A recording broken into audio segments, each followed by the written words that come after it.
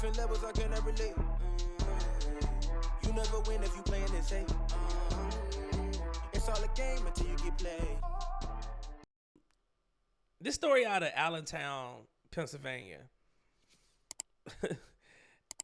When I first heard it, I was like, really, guys? A noose was found? And, you know, you got to give benefit of the doubt, let the story go out. And, man, before I'm not one of those content creators that's going to react as soon as I hear something. So my videos will probably always be a little late when it comes to how I assess stuff, because I don't believe most of the stuff I read online. I have to do a lot of research before I pick these topics. So some of these topics, it'd be 2 or 3 days it has already happened before I cover them.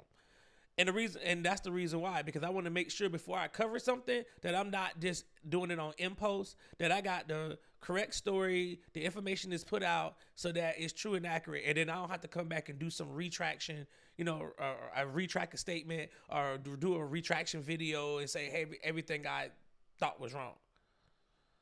But in this case, I wanted to wait till the story came out, because I had heard that a noose was found in a county school board office in Allentown, Pennsylvania. And everybody was outraged. But it seems like what happened is not what happened. What happened is not what happened. And we're going to talk about it. Let's take a listen. It was all a lie. That is according to police. An Allentown city worker claimed that she found a rope tied like a noose on her desk at work. It sparked an FBI investigation as people wondered if this was a hate crime. Now investigators say the worker staged the whole thing. Police say it took intricate DNA testing to solve this case in their minds. Town police detailed exactly how they determined that this reported crime wasn't a crime after all. Charges were just announced. Good afternoon, Dan. A shocking turn in this case that brought protests and demand for change to Allentown. Police now saying they believe the woman that found that noose actually put it on her own desk. This item, resembling a noose, sparked outrage in Allentown when it was reportedly found on a city worker's desk in January. On Monday, police say they believe the person who found it put it there. So the police are saying that the person who reported this put the noose there and took this picture. LaTarsha Brown was charged with tampering with or fabricating physical evidence, a misdemeanor of the second degree, and false reports to law enforcement. LaTarsha Brown, a worker in the city's Department of Community and Economic Development, reported finding the noose on January 10th. Allentown police say they reviewed surveillance video and access records, interviewed other city employees, and asked for their DNA. Every employee agreed, except for Ms. Brown. Police also say Brown was initially cooperative with the investigation, but later asked it be discontinued. She wanted it discontinued. As soon as they started asking to collect DNA samples, she wanted it to be discontinued. I wonder why. Late January, police say they obtained a warrant for Brown's DNA and submitted it to a state police lab for testing. 2 weeks ago, those results came back. Ms. Brown's DNA matched the DNA profile obtained from the swabs of both the outer surface and inner knotted portion of the noose after it was taken apart. As for the why, police aren't saying. At this point, we're not going to discuss that. The incident led to protests and demand for change at City Hall. Josie Lopez, a friend of Brown's who helped organize the rally, claims Brown has faced discrimination and retaliation in the past and is adamant she's innocent. In a statement, she said in part, quote, "This is not just an attack on LaTarsha. This is a warning to anyone in Allentown who dares stand up against injustice. This is a smear campaign. This is retaliation."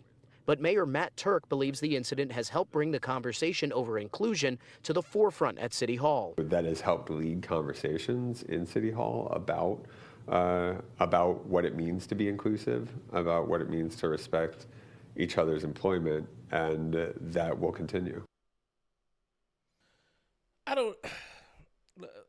Okay, let's get this straight.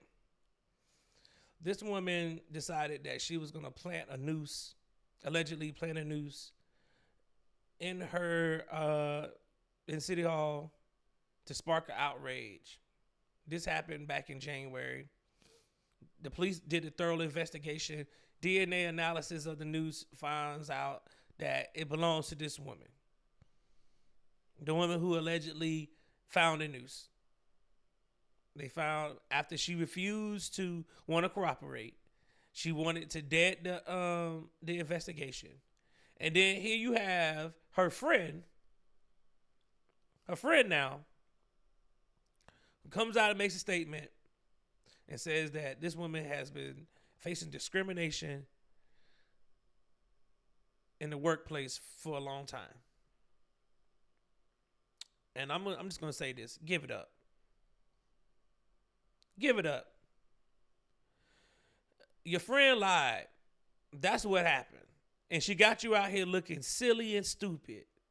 And you still, this is one thing in the activist space is that when it's accountability that has to be had, people like to stand on their square and they're going to go down with the ship, no matter if they right, wrong, or indifferent. They going down with the ship. In this situation here, this situation lets you know that Allentown wasn't playing around. They did a thorough investigation. They collected samples from everybody at City Hall. Everybody wanted to, yes. Of course you could take my DNA. I know I ain't put that noose there. Sure. The one person that it happened to who actually found it said no. You staged this protest all out in front of City Hall. You got the mayor trying to scramble to come up with answers for DE&I and stuff that he probably don't even want to be answering right now. Don't even want to be answering these problems. And you out here got the whole city looking crazy. And to do it for what reason? What was the gain by doing this?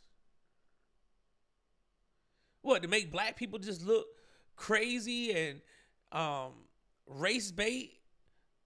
It's bad enough. We got people out here that really have issues at work, who really be dealing with things in the workplace, who really are being discriminated against, who can't get their stories heard because we got idiots like this that go out here and do stuff just to stoke fear and hate. Like, how are you sitting at home and you just wake up one day and say, you know what, I'm just going to go take this noose and put it on the desk and I'm going to take a picture of it. And I'm going to put it out there and say, somebody put this on my desk. Like, why would you wake up and do that? Why would you wake up and even do that? For real. It makes zero sense to me that she did this. And I'll be curious to see what happens with this case. I really will be. I mean, pretty much it's probably a misdemeanor, but this is just crazy.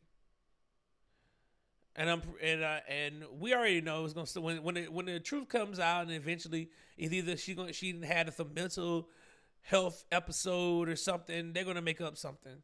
But I'm just going to be curious to see if this activist who was out there in front of City Hall, if she's going to continue this path, or is she just going to be like, you know what, I got duped. It happens all the time.